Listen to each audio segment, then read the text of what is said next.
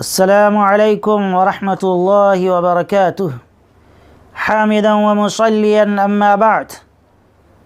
محترم ناظرین،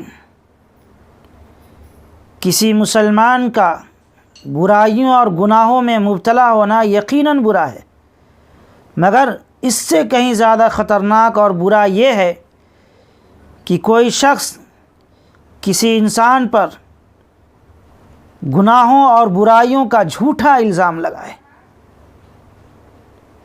عزیز ساتھیوں، آج ہمارے معاشرے اور سوسائٹی میں جو برائیاں بڑی تیزی کے ساتھ پھیل رہی ہیں، ان میں ایک بہتان اور جھوٹا الزام لگانا بھی ہے۔ چوری، بددیانتی، بدکرداری اور زناکاری جیسے الزامات نے آج ہمارے معاشرے اور ہماری گھریلو زندگی کے سکون اور اطمینان کو تباہ و برباد کر کے رکھ دیا ہے۔ اس برائی میں، اس گناہ میں ہر طبقہ کے لوگ ملوث ہیں، کیا پڑھا لکھا، کیا ان پڑھ، کیا دیندار اور کیا بے دین، کیا نمازی، کیا بے نمازی، سب کے سب اس میں ملوث ہیں۔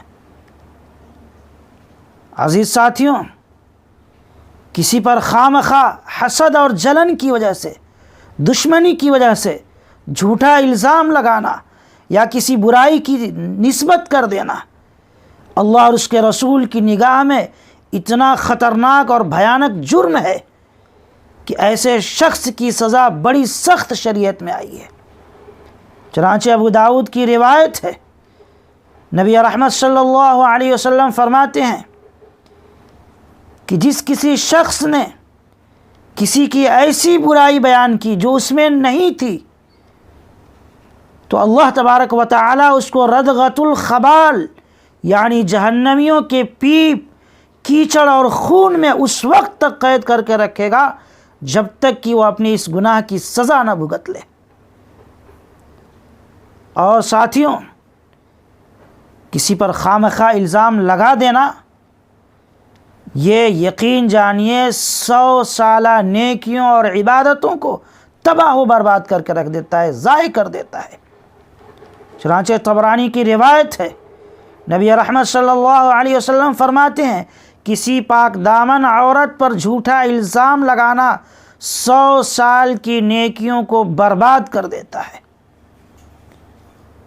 لہذا میرے بھائیوں، کسی پر الزام لگانا، بہتان تراشی کرنا، خواہ ذلیل اور رسوا کرنے کے لیے کسی کی عیب کو بیان کرتے رہنا، یہ اس قدر سنگین اور خطرناک جرم ہے کہ ایسے شخص کو اللہ تبارک و تعالی آخرت میں عذاب اور سزا میں مبتلا فرمائیں گے، لیکن بعض اوقات دنیا میں ہی نقد عذاب میں مبتلا فرما دیتے ہیں، اور ایسا شخص دنیا اور آخرت دونوں جہاں میں ذلیل اور رسوا ہوتا ہے۔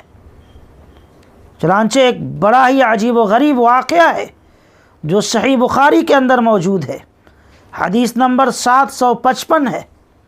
حضرت سعد بن ابی وقاص رضی اللہ تعالیٰ عنہ ایک مشہور صحابی رسول ہیں، آپ عشرہ مبشرہ میں سے ہیں، آپ کوفہ کے گورنر اور حاکم تھے۔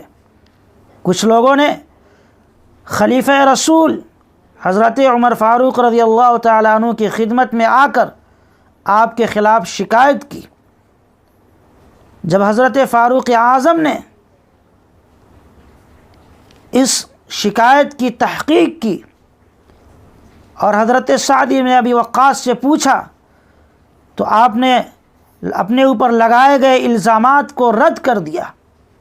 مزید تحقیق کے لیے حضرت فاروق اعظم نے کچھ لوگوں کو کوفہ بھیجا۔ جب یہ لوگ کوفہ جا کر تحقیق کرنے لگے تو پتہ یہ چلا کہ حضرت سعد بن ابی وقاص رضی اللہ تعالیٰ عنہ بالکل بے قصور ہیں۔ تمام لوگوں نے کہا کہ آپ تو نہایت نیک اور شریف انسان ہیں، اچھے حاکم ہیں، عادل حکمراں ہیں، لیکن ایک شخص تھا جو کھڑے ہو کر کے جس نے یہ کہا کہ سعد بن ابی وقاص یہ نہایت غلط انسان ہیں، ان پر فلاں فلاں الزامات میں لگا رہا ہوں اور یہ میں بالکل صحیح ہوں۔ میرے عزیز ساتھیوں، حضرت سعد بن ابی وقاص رضی اللہ تعالیٰ عنہ وہاں موجود تھے جب اس نے یہ الزام لگایا اور من گھڑت بات بیان کی، تو حضرت سعد بن ابی وقاص نے ہاتھ اٹھا لیا اور دعا فرمائی، اللہم ان کان عبدک ھذا کاذبا قام ریاء وسمعة فأعط العمرہ وأعط الفقر وعرضہ بالفتن۔ اے اللہ، آپ کا یہ بندہ اگر جھوٹا ہے اور صرف ریاکاری اور شہرت کے لیے اس نے مجھ پر الزام لگایا ہے، تو اے اللہ آپ اس کی عمر کو دراز کر دیجئے، لمبی کر دیجئے، اور اے بار الہ آپ اس کو فقر و فاقہ اور غربت میں مبتلا کر دیجئے اور فتنوں سے اس کو دوچار کر دیجئے۔ میرے عزیز ساتھیوں، حضرت سعد بن ابی وقاص کی اس دعا کا نتیجہ یہ ہوا کہ وہ شخص نہایت بڑھاپے کے عالم میں بھیک مانگتا پھرتا تھا۔ چنانچہ عبد الملک کہتے ہیں فَأَنَا رَأَيْتُهُ بَعْدَ قَدْ سَقَطَ حَاجِبَاهُ عَلَىٰ عَيْنَيْهِ مِنَ الْكِبَرِ، کہ میں نے اس کے بعد دیکھا کہ وہ شخص اتنا بوڑھا ہو چکا تھا کہ اس کی دونوں بھویں آنکھوں پر لٹک آئی تھیں، اور بڑھاپے کے عالم میں وہ بھیک مانگتا پھرتا تھا۔ وَإِنَّهُ لَيَتَعَرَّضُ لِلْجَوَارِ فِي الطُّرُقِ يَغْمِزُهُنَّ، اور اس قدر وہ فتنہ میں مبتلا ہوا کہ آنے جانے والی عورتوں کو اس بڑھاپے کے عالم میں بھی وہ چھیڑا کرتا تھا۔ تو عزیز ساتھیوں، دیکھا آپ نے کسی پر خواہ جھوٹا الزام لگانے کا نتیجہ کتنا برا ہوا۔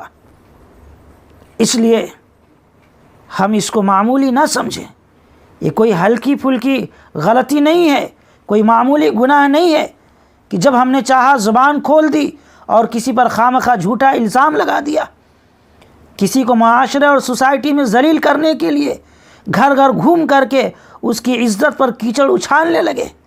یہ کوئی معمولی گناہ نہیں ہے میرے بھائیوں۔ 100 سال تک اگر آپ عبادت کرتے رہیں، نیکیاں کرتے رہیں، آپ کی ساری نیکیاں ضائع اور برباد ہو جائیں گی۔ لہٰذا کسی پر انگلی اٹھانے سے پہلے 1000 بار سوچئے۔ زبان بہت چھوٹی چیز ہے لیکن اس کا جرم بہت سخت ہوتا ہے، بہت بھیانک ہوتا ہے، اس لیے زبان کو کنٹرول دیجئے اور صحیح استعمال کیجئے۔ اللہ ہمیں اور آپ کو سب کو گناہوں سے بچنے کی توفیق عطا فرمائے۔ وآخر دعوانا الحمد للہ رب العالمین۔